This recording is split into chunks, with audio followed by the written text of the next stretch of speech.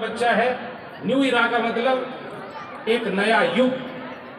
आप सब एक नया युग निर्माण करने के लिए पैदा हुए, नया युग करने के लिए आप रास्ते पर हो।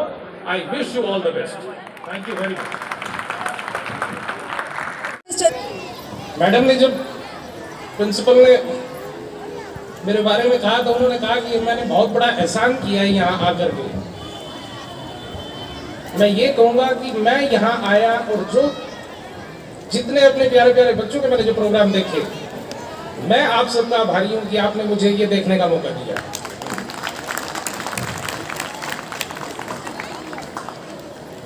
मैडम प्रिंसिपल, सबसे पहले मैं आपको आपके जन्मदिन की बधाई दूंगा।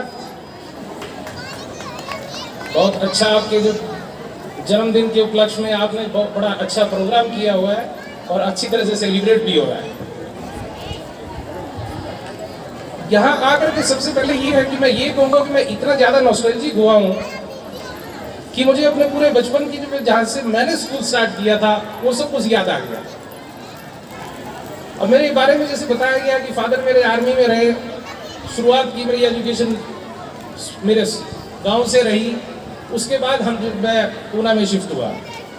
मुझे अपने स्कूल का पहला दिन याद है कि क्योंकि मैं घर में सबसे छोटा था, हम 2 भाई हैं और बाकी चाचे था, उनके उसमें जितने भाई बहन थे मैं सब में छोटा था। तो हमेशा स्कूल में ये सुनता था उनके मुंह से कि आज उसको मास्टर जी ने डंडे मारे, आज उसको मास्टर जी ने डंडे मारे। तो मुझे ये लगता था कि स्कूल में जाने का मतलब है पिटाई होना। मुझे बड़ा डर लगता था। लेकिन जब मेरा नाम लिखाया गया स्कूल में, सबसे पहले दिन मेरी भी अच्छी पिटाई हुई मेरी मम्मी की तरफ से, क्योंकि मैं स्कूल में जाकर के खुश नहीं था। मेरी जो कजिन थी वो 8वीं क्लास में पढ़ती थी। मुझे आहिस्ता आहिस्ता जो है कि उनके साथ भेजा गया। मैं कुछ दिन 10-15 दिन उनके साथ बैठता और फिर उन्होंने मुझे मेरी स्कूल में मेरी क्लास में छोड़ना शुरू किया। उसके बाद जब मुझे पता लगा और मेरा कॉन्फिडेंस बनने लगा, फिर मैंने कभी जो पीछे मुड़ के नहीं देखा। मैं थ्रू आउट ऑफ 10th तक क्लास मॉनिटर रहा और ये मुझे जो है कि ये इतनी प्रेरणा मिलती रही कि एजुकेशन से बढ़कर मैं नहीं समझता कि इससे बड़ा कोई धन है। हमारी एजुकेशन पॉलिसी कहने के लिए तो बहुत कुछ है। जब से हरियाणा बना 1966 में, अगर हम तब से अपना लिटरेसी रेट देखें और आज के दिन, हम देखेंगे कि एजुकेशन की पॉलिसी हमारी जिस तरह से बढ़ती गई उसी तरह से हमारा लिटरेसी रेट भी बढ़ता गया। हमारे यहाँ पर जो है कि लड़के और लड़कियों का अनुपात पहले कम था, उनकी एजुकेशन कम थी, लेकिन आज के दिन मैं ये देखता हूँ कि हमने बहुत अच्छी प्रगति की है।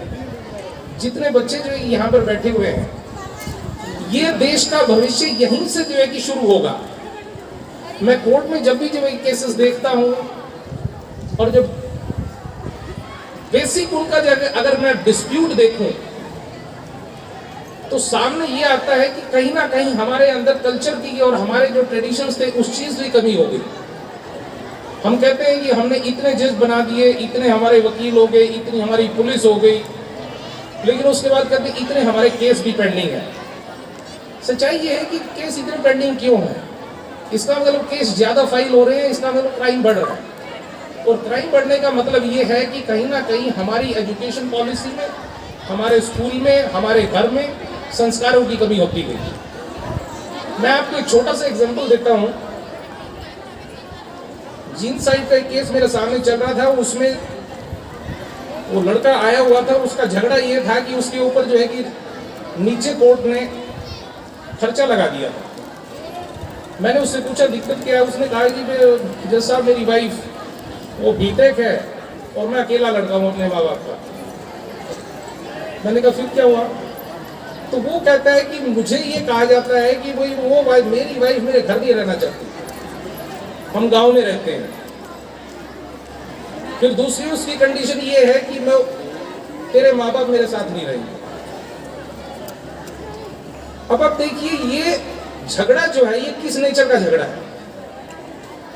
यहाँ पर जो हमारे संस्कार हैं कि हम अभी थोड़ी देर पहले बच्चों ने जो है कि अपने बुजुर्गों के बारे में जो दिखाया, जब तक हमारे घर में हम अपने बड़ों की उनकी कदर नहीं करते, संस्कार हमारे उतने नहीं हमें दिए जाते हैं हम वो नहीं समझ पाते, सिवाय सिर्फ किताबें पढ़ने से कुछ नहीं होता। लड़का कहता है सर मेरा तो जो है कि घर मेरी सास ने उजाड़ दिया। मैं क्या वो कैसे? तो कहता है वो कहती है कि मेरी बेटी तो हीरोइन है, तू काला कलूंगा है। अब ऐसी ऐसी अगर डिस्क्रिमिनेशन में अगर देखने लगूं, इन बातों पर अगर आपका घर बिगड़ता है तो इसमें गड़बड़ कहाँ हुई? गड़बड़ इसमें यह हुई कि शुरू से जहां से हमने एजुकेशन लेनी शुरू की, हमने सिर्फ किताबें पढ़ी, हमने उसका जो एक एजुकेशन का सही हमें जो है कि मतलब ही नहीं पता है। जब तक आप अपने जो है कि संस्कार अपने अंदर, जो टीचर्स जो आपको पढ़ाते हैं, बड़ों की कदर, आपस में प्यार से रहना, आपस में एक दूसरे की इज्जत करना, ये नहीं स्कूल से लेके जाते। जब तक पेरेंट्स जो यहाँ पर बैठे हैं वो अपने बच्चों को अपने घर में ये चीजें नहीं सिखाते, टीचर्स की सारी जो है कि जो उनकी मेहनत है वो निरर्थक है। पेरेंट्स का ये सबसे बड़ी ड्यूटी है कि वो जैसे टीचर्स कहें, जिस तरह से जितने टाइम तक बच्चे उनके स्कूल में रहे उतनी देर वो बच्चों वो टीचर्स के हाथ में है, बाकी आपके हाथ में। ये एक टीम वर्क होता है। जब तक पेरेंट्स और टीचर्स ये दोनों साथ मिलके ना चले, तब तक ऐसा कभी नहीं हो सकता कि भी हम उसको जो है कि एक दूसरे को ब्लेम करते रहें और रिजल्ट हमें मिलेंगे नहीं। यहाँ पर जितने बच्चे बैठे हैं, मैं ये हर एक बच्चे को जो है कि एडवाइस करूंगा कि आज आपके टाइम में आपके सामने आप सबके हाथ में मोबाइल है, आपने वैसा प्रोग्राम भी दिखाया। ये समय बहुत सेंसिटिव भी है और बहुत अच्छा भी है। हमारे समय में हर चीज के लिए आपको लाइब्रेरी जाना पड़ता था, किताब अवेलेबल हो या ना हो। लेकिन आप अगर आपके हाथ में मोबाइल होने का मतलब यह है कि आपके हाथ में पूरी दुनिया है। आपको सिर्फ उसको यूज कैसे करना है, ये किस पर्पस के लिए यूज करना है। अगर आप उसमें से वो सही सही चीजें सेलेक्ट करें, हमारा कॉन्स्टिट्यूशन, हमारे कॉन्स्टिट्यूशन के अकॉर्डिंग आप सिर्फ ये जानते कि हम 18 साल के होंगे, हमारे पास फंडामेंटल राइट्स है। फंडामेंटल राइट का आज के बच्चे का क्या मतलब है कि 18 साल होने का मतलब उसके बाद हम अपनी मनमानी कर सकते। चलो इसका थोड़ा बहुत जो है कि मतलब मैं समझ सकता हूँ कि आप इंडिपेंडेंट होना चाहते हैं, लेकिन हम में से कितनों को पता है कि उसी कॉन्स्टिट्यूशन में फंडामेंटल ड्यूटीज भी हैं। इसके बारे में किसी को शायद ही कुछ को पता हो। हमें सिर्फ वो चीज पता है जो हमारे मतलब की। फंडामेंटल ड्यूटीज वो ड्यूटीज हैं जो हमने समाज और देश के लिए करना। बच्चा है, न्यू इरा का मतलब एक नया युग। आप सब एक नया युग निर्माण करने के लिए पैदा हुए, नया युग करने के लिए आप रास्ते पर हो। I wish you all the best. Thank you very much.